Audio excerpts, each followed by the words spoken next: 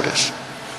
Por una sencilla razón, porque las utilidades o las funciones del agua, muchas de ellas de forma particular, las más importantes, no son consistentemente sustituibles por bienes de capital.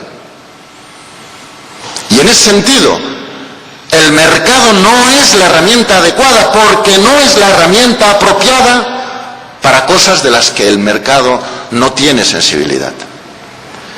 Miren, lo importante del agua no es su materialidad, H2O, es su funcionalidad. Por eso yo, sabiendo que el agua en última instancia es H2O, con más o menos impurezas o sustancias disueltas, distingo entre lo que llamo agua vida, que la vinculo al espacio de los derechos humanos, agua ciudadanía, que la vinculo al espacio del interés general de la comunidad y al espacio de los derechos y deberes ciudadanos, agua economía, que la vinculo al ámbito de la producción de bienes que luego se venden en el mercado y generan recursos por encima de lo que serían los niveles de suficiencia y de dignidad, por así decir, el derecho a ser más ricos, en actividades legítimas y, por último, agua delito, en actividades económicas que son ilegítimas, que deben ser ilegales y que no se deben permitir. Rápido recorreré esas 4 categorías. Miren, Naciones Unidas está debatiendo, recién a propuesta del gobierno boliviano consiguieron que el plenario aprobara formalmente una declaración, pero eso tiene un valor relativo solo, pero ahí está, ¿no?, por la necesidad de aceptar que el acceso a cuotas básicas de agua potable y servicios básicos de saneamiento deben ser considerados como un derecho humano. A propuesta del gobierno español y alemán ya llevamos 1 año y pico en un debate largo, como todos estos debates, en el seno del Consejo de Naciones Unidas de Derechos Humanos para esta misma cuestión. Está debatiendo con más detalle, ¿no? Yo estoy asesorando ese proceso y lo sigo muy de cerca. Bien, ¿de qué se está hablando allí? Pues miren, de 30 a 40 litros por persona y día de aguas de alta calidad como un derecho humano. 30 a 40 litros es poco más del 1% del agua que estamos usando, no del agua que hay en el mundo, no, del agua que estamos usando en la sociedad actual. No hay disculpa para que hoy haya 1.200 millones de personas en el mundo sin acceso a eso. No hay disculpa. Y que 10.000 mueran cada día solo de diarrea. Ahí no se contabilizan la gente que se envenena poco a poco con metales pesados y que acaba muriendo de distintas cosas que no se identifican como causa-efecto por el agua que ha ido bebiendo, porque cuando se bebe agua con metales pesados no sabe a mercurio, te envenena sin saberlo. Pues bien, cuando a mí me preguntan, bueno, ¿y ese agua vida, derecho humano, cómo lo podría usted materializar para saber qué debemos hacer? Digo, miren, yo suelo decir, se me ocurrió una vez decir, miren, yo creo que eso es la fuente pública potable y gratuita cerca de casa de todo el mundo, en la plaza. Nadie se llevará agua gratuita para llenar el jacuzzi, pesa mucho. Y repito, hablamos del 1,2% del agua que estamos usando. Además, debe ser agua vida.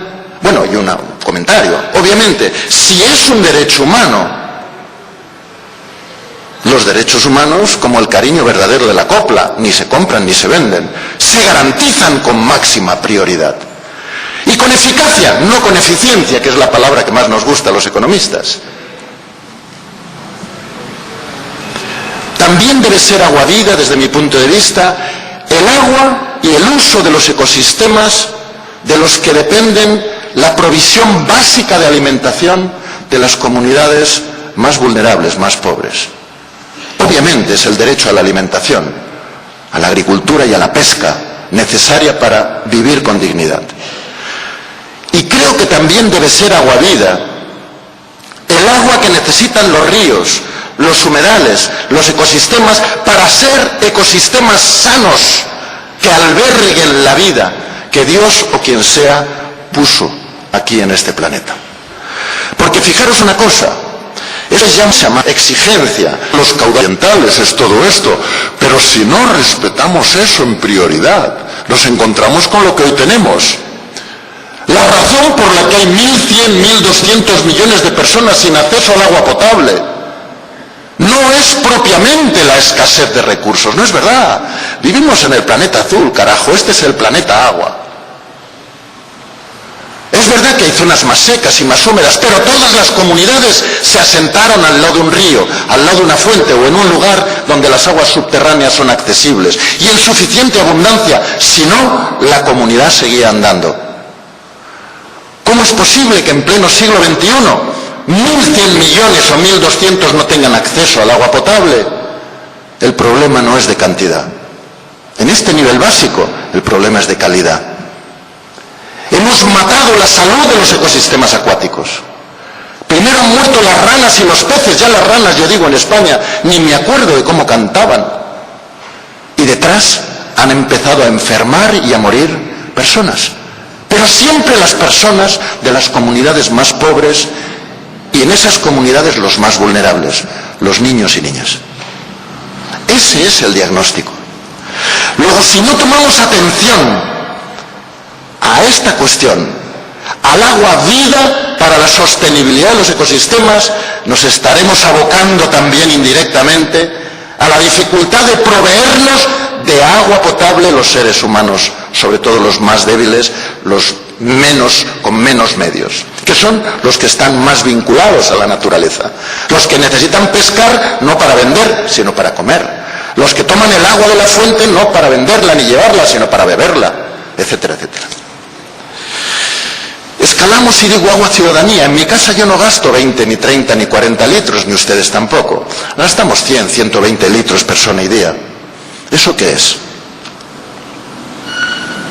Eso es los servicios domiciliarios de agua y saneamiento. Es mucho más que la fuente pública, potable y gratuita en la plaza.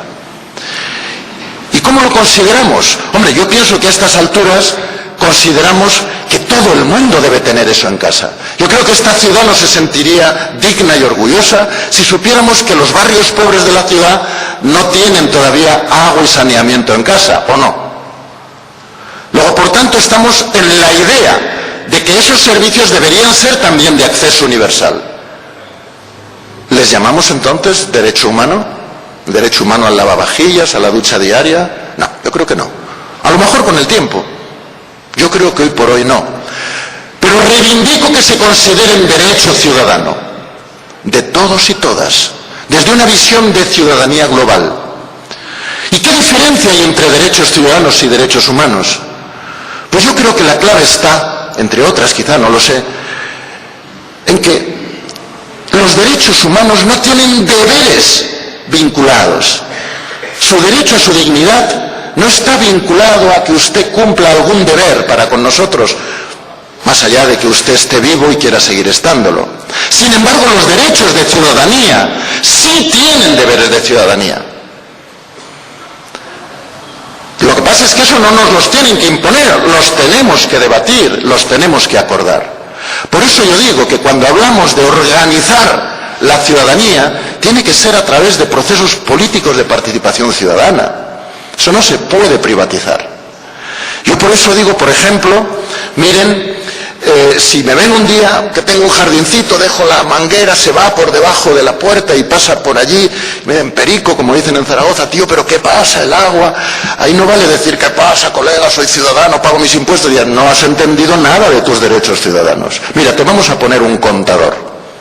Ya empiezo a hablar de economía. Los 30 primeros litros, si no eres pobre, no te preocupes, los vas a recibir igual. Es el derecho humano que te lo llevamos a casa. Los 100 siguientes lo vas a pagar al precio que nos cuesta traerte el agua a la comunidad.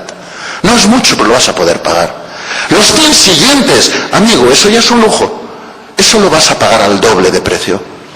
Y cuando estés llenando la piscina, si se puede, si no hay sequía, eso que sepas que lo vas a pagar 5 veces más caro. Y con lo que tú pagues de más por ese servicio, vamos a cubrir los costes de quienes no pueden o tienen dificultades para pagar. Fíjense, estoy hablando de un modelo tarifario. es un modelo tarifario basado en lógicas de mercado. Para nada. ¿Qué pasa en el mercado? Oiga, ¿cómo van las manzanas? Me dirán, a €1,50 el kilo. Pero si se lleva 2 kilos, le cobro 2,50. Es decir, el mercado abarata el precio al mejor cliente. Eso lo permite lo que llamamos las economías de escala. Y eso permite aumentar, en definitiva, los beneficios. Y está bien, no tengo nada contra eso. ¿Por qué estoy proponiendo lo contrario? Muy sencillo. Porque no propongo hacer un buen negocio con los servicios de agua y saneamiento. Propongo hacer un buen servicio público de interés general y de acceso universal. Y si aceptamos los planteamientos del Banco Mundial de privatizar, como ocurrió aquí en Argentina, transformamos a los ciudadanos y ciudadanas en clientes. Y si ese cliente tiene una buena tarjeta Visa como yo en el bolsillo, desde un punto de vista egoísta puede estar tranquilo, pero si ese cliente o clienta es pobre, lo mejor que puede hacer es preocuparse e incluso rebelarse, como hicieron ustedes acá en buena medida, o en Cochabamba o en otros sitios. Esa es mi visión del agua ciudadanía. Pero fíjense que aún así, el agua que usamos en esos servicios de interés general, bajo esa lógica de ciudadanía, apenas representa un 6, un 7, máximo un 10% del agua que usamos. ¿En qué usamos el agua? En el agua economía. Legítima, cuidado, no he llegado todavía al agua delito. Queremos tener pasta de papel, queremos tener electricidad, bueno, pues hará falta usar el agua para esas cosas, ciertamente. Pero, si usted es una empresaria papelera, le vamos a decir, vale, si pues posible, hombre, aquí no, a lo mejor en otros lugares donde hay más agua, puede usted instalarse, pero eso sí, con tecnologías que no contaminen el río, porque el río no es suyo, el río es de todos. Y porque la prioridad no es su negocio, sino la salud pública, la salud de los ecosistemas, el interés general.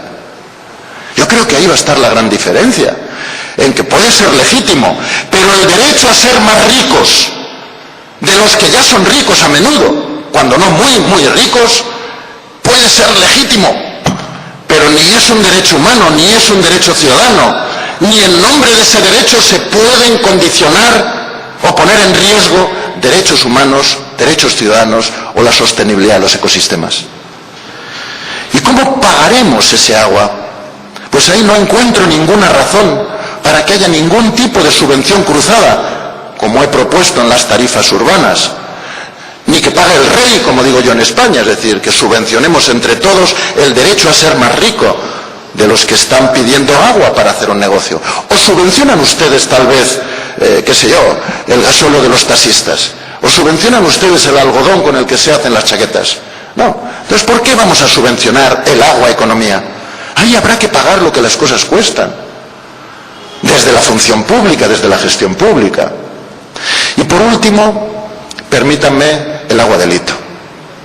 El agua de litro es el agua que vamos a usar, o se usa de hecho, en actividades productivas que no son legítimas, que ponen en riesgo derechos humanos, derechos ciudadanos, o que ponen en riesgo el interés general de la sociedad de forma sustantiva. Actividades contaminantes tóxicas o con riesgos importantes. Actividades de sobreexplotación de acuíferos, desecación de humedales en nombre de que estoy haciendo un negocio. Debe de ser, es ilegítimo y como tal debe llegar a ser ilegal y lo que es más importante, una vez hecha la ley, que haya una ejecución rigurosa de la ley. Permisividad cero para la delincuencia ambiental. En España empiezan a ingresar ya gente a la cárcel por delitos ambientales. Las leyes europeas se están poniendo serias. No va en broma, se considera un crimen contaminar el agua.